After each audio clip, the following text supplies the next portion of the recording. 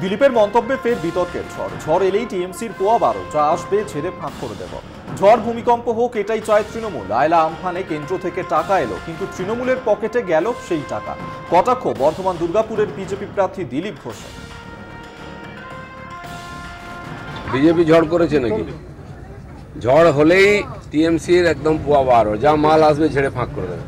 বন্যা হোক, ঝড় হোক, ভূমিকম্প, ওরা চায়, তাহলে কামাই হবে। সরকারে যারা আছে তাদের দায়িত্ব ওখানকার যারা ক্ষতিগ্রস্ত মানুষ তাদের কাছে দাঁড়িয়ে তাদেরকে মনোবল বাড়ানো, ক্ষতিপূরণ দিয়ে তাদেরকে আবার নিজের জীবনে ফিরিয়ে নিয়ে আসা। আমরা বিরোধী দল পার্টি আছি, আমরাও লোকের সঙ্গে আছি, কিন্তু কথায় কথায় মমতা ব্যানার্জি এত টাকার ফিরিস্তি, তত টাকার ফিরিস্তি, এত টাকা ক্ষতি হয়ে গেছে এইসব বলতে থাকেন, কিন্তু মানুষের কাছে কিছু পৌঁছায় না। আয়লার ঝড় হলো, আমফানের ঝড় হলো, টাকা এলো কেন্দ্র থেকে, কার অ্যাকাউন্টে গেল? টিএমসির কর্মীদের অ্যাকাউন্টে। প্রধান, উপপ্রধান, তার বউ, তার শালা, ভাগ্নে তাদের চলে গেল। যার বাড়ি ভেঙেছে তারা কিছু পেল না। এবার যেন তা না হয়, এই ঝড়কে কেন্দ্র করে কামাতে শুরু করলো টিএমসি, এরম যেন না হয়।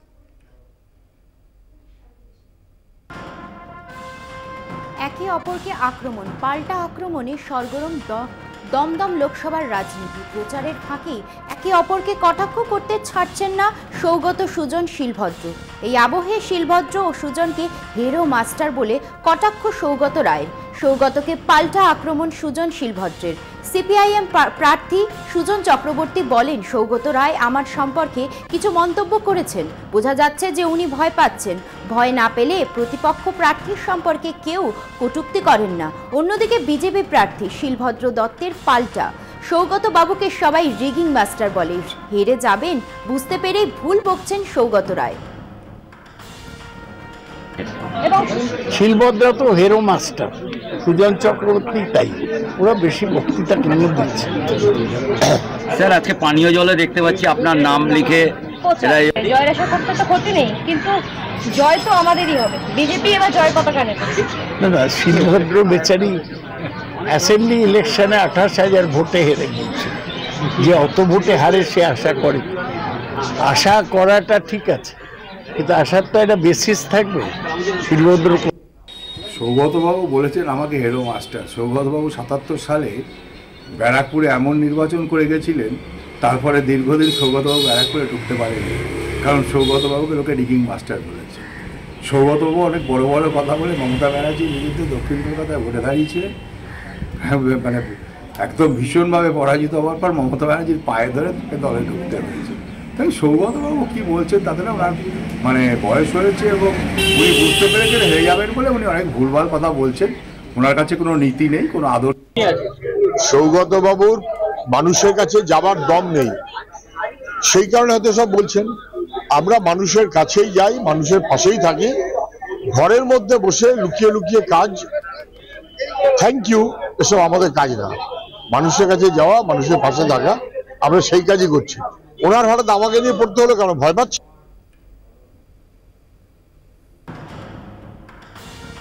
ভোট প্রচারের মাঝেই এবার প্রাক্তন শ্বশুর জামাইয়ের ভাইরাল অডিও ক্লিপ নিয়ে শোরগোল রাজনৈতিক মহলে। একজন চতুর্থবার সাংসদ হওয়ার লড়াইয়ে, অন্যজন প্রথমবার লোকসভা ভোটের প্রার্থী। শ্রীরামপুর লোকসভা তৃণমূল প্রার্থী কল্যাণ বন্দ্যোপাধ্যায় এবং তার প্রাক্তন জামাতা তথা বিজেপি প্রার্থী কবির শঙ্কর বোস। তৃণমূল এবং বিজেপি যুযুধান দুই শিবিরের লোকসভা প্রার্থীর ফোনে কথোপকথন বলে দাবি করে একটি অডিও বার্তা ছড়িয়ে পড়তেই হইচই শ্রীরামপুরে। যদিও দুজনেই এই অডিও ক্লিপ ভুয়ো বলে দাবি করেছেন। আইনি পদক্ষেপ করার হুঁশিয়ারি দিয়েছেন দুজনেই। নমস্কার কবির, আমি কিন্তু খুব চাপে আছি। টিকিটটা নাও, অনেক অসুবিধা আছে, যা দরকার করো, এসে মালটা নিয়ে যায়। কুড়ি পৌঁছে দিতে হবে। তো জানো না, জান চিন্তা নেই, জানতে পারবে না। হ্যালো, এটা একদম ফলস। কেউ এটা উদ্দেশ্য প্রণোদিত, অন্য কোনো বিরোধী রাজনৈতিক দল উদ্দেশ্য প্রণোদিতভাবে এটা করেছে আমার নামে বদনাম করার জন্য। হ্যাঁ, আমি 3-3বারের সাংসদ, এইবারই এই প্রথম দেখছি এই সমস্ত নোংরামি হচ্ছে। রিটার্নিং অফিসারের কাছে কমপ্লেন করে দিয়েছি, আমি ওই সিপি চন্দননগর কমিশনারেটের কাছেও কমপ্লেন করে দিয়েছি। আমি তাদেরকে ইনভেস্টিগেশন করতে বলেছি এবং যারা করেছে তাদের বিরুদ্ধে পদক্ষেপ নিতে বলেছি। আমি পোর্টালটার এগেইনস্টে আমি কমপ্লেন করছি, অথরিটিদের কাছে তদন্ত হওয়া উচিত যারা কারা এমনি অপপ্রচার করছে, এমনি টাইপস অফ নোংরা রাজনীতি করছে। আর ইলেকশন কমিশনকে অনুরোধ করবো আপনারা ইমিডিয়েটলি এটাকে টেক ডাউন করে এটা পুরোপুরি মিথ্যা অপপ্রচার।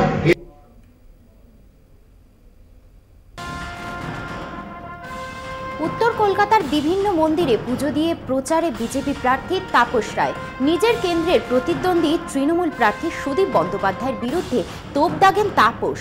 তিনি বলেন সারা বছর সাংসদের সাথে দেখা পাওয়া যায় না, এমনকি সংসদেও তিনি সওয়াল করেন না, এমনটাই অভিযোগ তাপস রায়ের।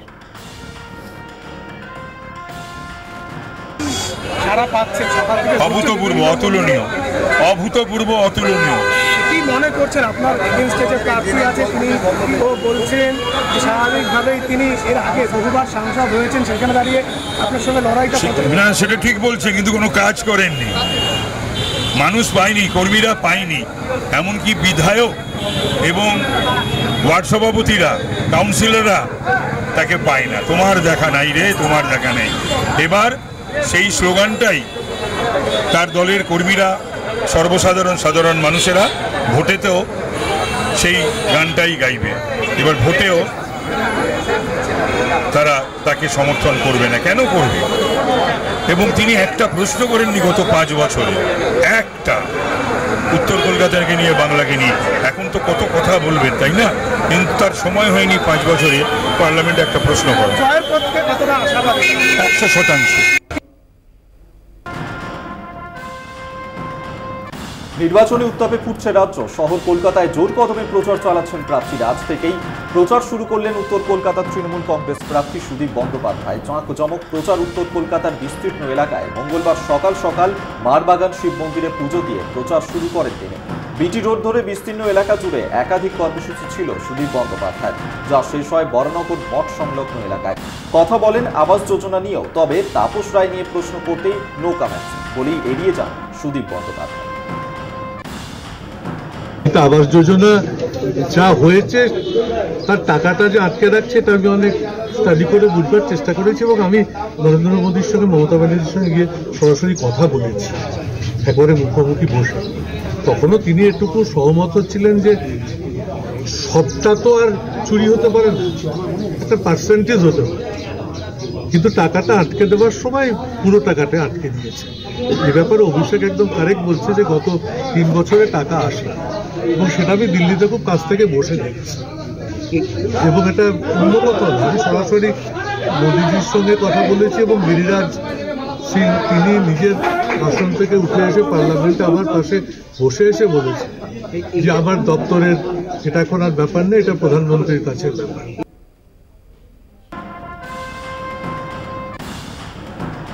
বিস্ফোরক অভিযোগ দিল্লির আপ নেত্রী তথা মন্ত্রী অতসীর। বিজেপির পক্ষ থেকে তাঁকে দলে যোগের প্রস্তাব দেওয়া হয়, এমনকি বিজেপিতে যোগ না দিলে তাঁকে 1 মাসের মধ্যে গ্রেফতারের হুমকিও দেওয়া হয়েছে বলে অভিযোগ অতসীর। পাশাপাশি আপ নেত্রীর আরও দাবি, আগামী 2 মাসের মধ্যে আপের 4 নেতাকে গ্রেফতার করবে কেন্দ্রের বিজেপি সরকার। भारतीय जनता पार्टी ने मेरे बहुत व्यक्तिगत करीबी व्यक्ति के माध्यम से मुझे भारतीय जनता पार्टी ज्वाइन करने के लिए अप्रोच किया।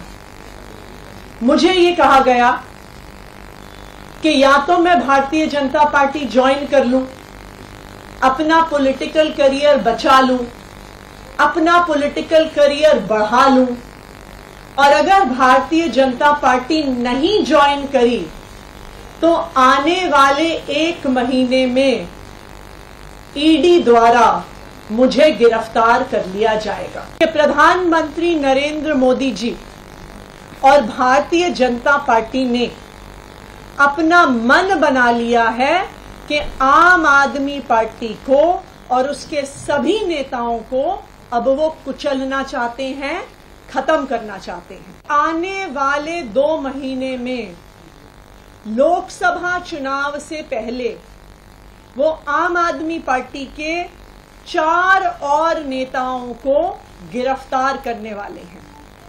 वो मुझे गिरफ्तार करेंगे, वो सौरभ भारद्वाज को गिरफ्तार करेंगे, वो दुर्गेश पाठक को गिरफ्तार करेंगे और वो राघव चड्ढा को गिरफ्तार करेंगे। ভাতারের প্রচারে গিয়ে বিজেপিকে আক্রমণ করলেন তৃণমূল প্রার্থী কীর্তি আজাদ। পূর্ব বর্ধমানের ভাতারের বরবেলুন গ্রামের ঐতিহ্যবাহী বড়মার কালী মন্দিরে পুজো দিয়ে প্রচার সারেন তৃণমূল প্রার্থী। ভাতার বাজারে জনসংযোগ যাত্রা, ভাতারের নাসিক গ্রামে বুড়ো শিব মন্দিরে পুজো দিয়ে কর্মী সম্মেলন ও স্থানীয় নেতাকর্মীদের সঙ্গে সাক্ষাৎ করেন তিনি। পাশাপাশি ভাতারের খেলুট গ্রামে মন্দিরে পুজো দিয়ে ভাতারের কুবাজপুর মোড়ে কর্মী বৈঠক করেন বর্ধমান দুর্গাপুর লোকসভা কেন্দ্রের তৃণমূল প্রার্থী কীর্তি আজাদ।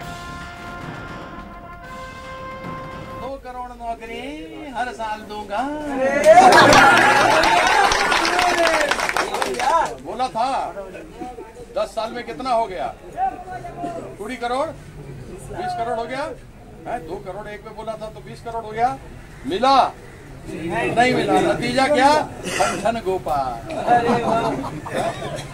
फिर बोला 100 दिन में काला धन लाएंगे।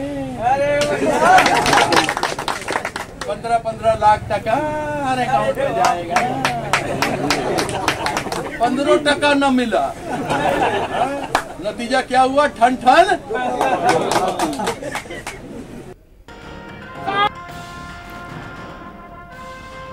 বীরভূম লোকসভা কেন্দ্রের বিজেপি প্রার্থীর নাম ঘোষণা হওয়ার পর বীরভূমের মাটিতে পা রাখলেন প্রাক্তন আইপিএস দেবাশিস ধর। তারাপীঠে পুজো দিয়ে প্রচার শুরু করেন তিনি। জনসেবা করার কথা ভেবে তাঁর রাজনীতিতে আসা কলকাতা টিভিকে একান্ত সাক্ষাতে জানালেন সেই কথা। ওটা তো একটা চাকরি, তার একটা সীমাবদ্ধতা আছে। আর সবথেকে বড় জনসেবার সবথেকে বড় প্ল্যাটফর্ম হচ্ছে রাজনীতি, যেখানে আপনি কোটি কোটি মানুষের সেবা করতে পারেন। দেশের সেবা করার সবথেকে বড় আজকে আপনি একটা জিনিস ভাবুন, মাননীয় প্রধানমন্ত্রীজি নরেন্দ্র মোদীজি যে কাজটি করছেন, উনি দেশকে কোথা থেকে কোথায় নিয়ে গেছেন। উনি 140 কোটি মানুষের সেবা করছেন। আমি যে সুযোগ পেয়েছি সেক্ষেত্রে আমি সেই সুযোগটা যদি কাজে লাগিয়ে আমাদের ভারতবর্ষের পার্লামেন্টে নিজেকে সুপ্রতিষ্ঠিত করতে পারি, বীরভূম জেলার বাসীর জন্য আমি নতুন কিছু নিয়ে আসতে পারবো।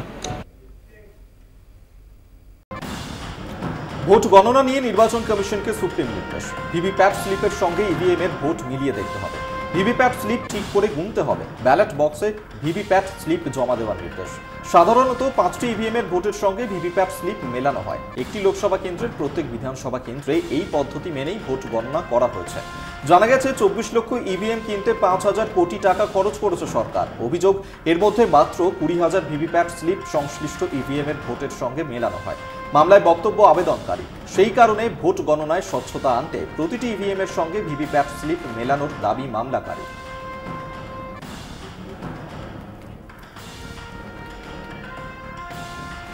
পাত্রসারে সৌমিত্র খায়ের গাড়ি কনভয় আটকে বিজেপি কর্মীদের মারধরের অভিযোগ তৃণমূলের বিরুদ্ধে। ঘটনায় আহত সোনামুখীর বিজেপি নেতা সহ বেশ কয়েকজন কর্মী। ঘটনার তদন্ত চেয়ে পাত্রসায়র থানার দ্বারস্থ হয়েছেন সৌমিত্র খাঁ। সেখানে গিয়ে উঁচু গলায় পুলিশকে হুঁশিয়ারি দেওয়ার অভিযোগ উঠল সৌমিত্রর বিরুদ্ধে। ফুটেজ পাওয়ার জন্য নিজেদের কর্মীদের নিজেরাই মারধর করে তৃণমূলের ওপর বিজেপি দোষ চাপাচ্ছে বলেই অভিযোগ করেছেন বিষ্ণুপুরের তৃণমূল প্রার্থী সুজাতা মণ্ডল। পাত্রসায়রে ভোটের প্রচারে যাওয়ার সময় সৌমিত্র খাঁয়ের বাড়ি আটকানোর অভিযোগ উঠেছিল রসুলপুর পঞ্চায়েতের প্রাক্তন প্রধান তথা তৃণমূল নেতার বিরুদ্ধে। যদি এইভাবে ঘটনা ঘটতে থাকে তা এলাকার মানুষ 2 লক্ষ মানুষ কিন্তু ঘেরাও করে দেবে। দাদা, এই ঘটনাটা কোথায় ঘটেছে আর আপনাদের কোনো কর্মী কি কিছু? আমাদের একজন মহিলার শরীরে হাত দিয়েছে, যা অত্যন্ত লজ্জার। যে শাহজাহানরা সন্দেশখালী ঘটিয়েছে, আজকে এই জায়গায় তো পাত্রসারেও তাপস বাড়ি একজন মহিলার গায়ে হাত দিয়েছে।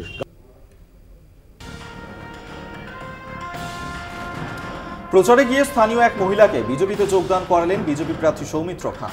বেলুট গ্রামে অপর্ণা সরেন যোগ দিলেন বিজেপিতে। যোগদানের পরই সঙ্গে সঙ্গে তাকে পদে বহাল করলেন সৌমিত্র খাঁ।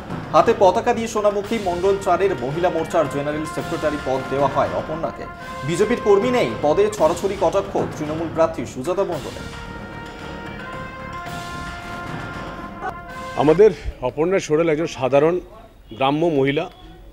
তৃণমূল কংগ্রেস যেভাবে মহিলাদের উপর আক্রমণ করে এবং যে জায়গায় পাত্রসারে মহিলাদের উপরে অত্যাচার করে, সাধারণ গ্রামের 8 পড়ে মহিলা যোগদান করেছেন, 50টা পরিবারকে যোগদান করিয়েছেন এবং আমরা তাকে দলীয় জায়গা দিয়েছি। বিষ্ণুপুরের বিজেপি প্রার্থী দেখছেন কোথাও লোক পাচ্ছি না, চলো জোরজার করে নিজের দলের কর্মীকে জয়েন করিয়ে দাও। তো ইনি নিজের দলেরই কর্মী ছিলেন, বিজেপিরই কর্মী, বিজেপিরই নেত্রী ছিলেন, তাই তাকেই জয়েন করিয়ে রাতারাতি আবার পদ দিয়ে দিলেন জিএস। মানে সত্যি বিজেপির লোক নেই কিন্তু পদের ছড়াছড়ি, এটাই হাস্যকর লাগে।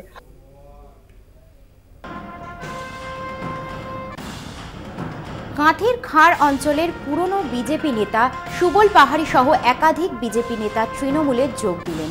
তৃণমূলে গিয়ে দলের ওপর ক্ষোভ উগড়ে দিলেন সুবল পাহাড়ি। তাঁর অভিযোগ, বিজেপিতে কেউ কারোর কথা মানে না। ব্লক স্তরের নেতাদের মধ্যে পারস্পরিক বিরোধিতা রয়েছে। একদিকে মঙ্গলবার বাইকে চেপে পটাশপুর বিধানসভা দাপিয়ে বেড়ালেন কাঁথি লোকসভার তৃণমূল প্রার্থী উত্তম বারিক। জনসংযোগের পাশাপাশি বয়োজ্যেষ্ঠদের আশীর্বাদ গ্রহণ করে দলীয় নেতাকর্মীদের সঙ্গে শুভেচ্ছা বিনিময় করলেন তিনি। ভোটে জয় নিয়ে আশাবাদী উত্তম বারিক। তৃণমূলে এলাম বলতে প্রতিশোধ নেওয়ার জন্য, আর তারপরে পশ্চিমবাংলায় যা দেখছি মমতা ব্যানার্জি তো একটা জিনিস ডবল দিচ্ছে, যে মানে জমির টাকা কেন্দ্র তো একজনকে দিচ্ছে, স্বামীকে দিলে স্ত্রীকে দিচ্ছে না, কিন্তু মমতা ব্যানার্জি তো সবাইকে দিচ্ছে, ছেলেকে দিচ্ছে, স্ত্রীকে দিচ্ছে, স্বামীকে দিচ্ছে, সবাইকে দিচ্ছে। তার এই 500 টাকা জেনারেল ক্লাস 500 কে 1000 করে দিয়েছে।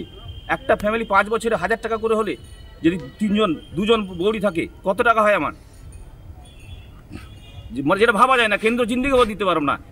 21-এর থেকে মানুষের উন্মাদনা অনেক বেশি, তার কারণ মানুষ শপথ নিয়ে নিয়েছেন, সিদ্ধান্ত গ্রহণ করে নিয়েছেন যে এই 24 সালের লোকসভা নির্বাচন ভারতবর্ষের মস্তক থেকে মমতা বন্দ্যোপাধ্যায়ের নেতৃত্বে নরেন্দ্র মোদীজির সরকারকে হটিয়ে দিতে পারে। তার কারণ দেওয়াল লেখাকে কেন্দ্র করে উত্তেজনা, তৃণমূল বিজেপি সংঘর্ষে উত্তপ্ত কুলতলির গোপালগঞ্জ গ্রাম পঞ্চায়েতের শান্তিজাহান এলাকার ঘটনা। অভিযোগ, বিজেপির দেওয়াল লেখার সময় তৃণমূল কর্মীরা তাদের উপর হামলা চালায়। বিজেপি কর্মী নিরঞ্জন দাসকে বেধড়ক মারধর করে তৃণমূলের কর্মীরা বলেই অভিযোগ। ঘটনায় নিরঞ্জনের চিৎকারে স্থানীয়রা ছুটে এসে তাকে উদ্ধার করে, সেখান থেকে নিয়ে যাওয়া হয় জামতলা গ্রামীণ হাসপাতালে। যদিও ঘটনার সমস্ত অভিযোগ অস্বীকার করেছে তৃণমূল। পাল্টা তৃণমূল কর্মী নিত্য দাসের অভিযোগ, তাকে বেধড়ক মারধর করে বিজেপির কর্মী সমর্থকরা। অভিযোগ, তিনি দোকানে যাওয়ার পথে মুখ্যমন্ত্রী নামে কুকথা বলার প্রতিবাদ করাতেই বিজেপি কর্মী সমর্থকরা তার উপরে হামলা চালায়। ঘটনায় তৃণমূল কর্মীর নিত্য দাসও জামতলা গ্রামীণ হাসপাতালে চিকিৎসাধীন। দুটি ঘটনায় অভিযোগ দায়ের কুলতলি থানায়। ঘটনার তদন্ত শুরু করেছে পুলিশ। গতকাল কুলতলি ব্লকে গোপালগঞ্জ অঞ্চল শান্তিজাহান মোড়ে বিজেপির কিছু দুষ্কৃতী বাহিনীরা আমাদের মাননীয় মুখ্যমন্ত্রী মমতা বন্দ্যোপাধ্যায়ের নামে নানান কুকথা খিস্তিকেও গালিগালাজ করছিলেন। তারই প্রতিবাদ করতে সাধারণ আমাদের তৃণমূল কংগ্রেসের একজন কর্মী নিত্যানন্দ দাসে প্রতিবাদ করায় তাকে অকথ্যভাবে মারধর করে এবং বর্তমান তিনি স্থানীয় গ্রামীণ হসপিটাল জামতলা গ্রামীণ হসপিটালে চিকিৎসাধীন অবস্থায় ভর্তি অবস্থায় আছেন।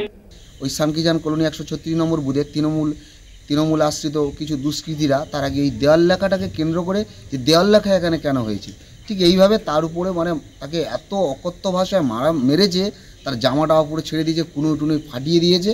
তারপর আমাদের কার্যকর্তাদের কাছে খবর যাওয়ার পর ওনার স্ত্রী খবর দিলেন, তাদেরকে নিয়ে এসে জামতলা হসপিটালে, আমাদের যে কুলতলি হসপিটাল গ্রামীণ হসপিটালে চিকিৎসা করার পরে আমরা থানাতে এলাম, থানাতে FIR করলাম।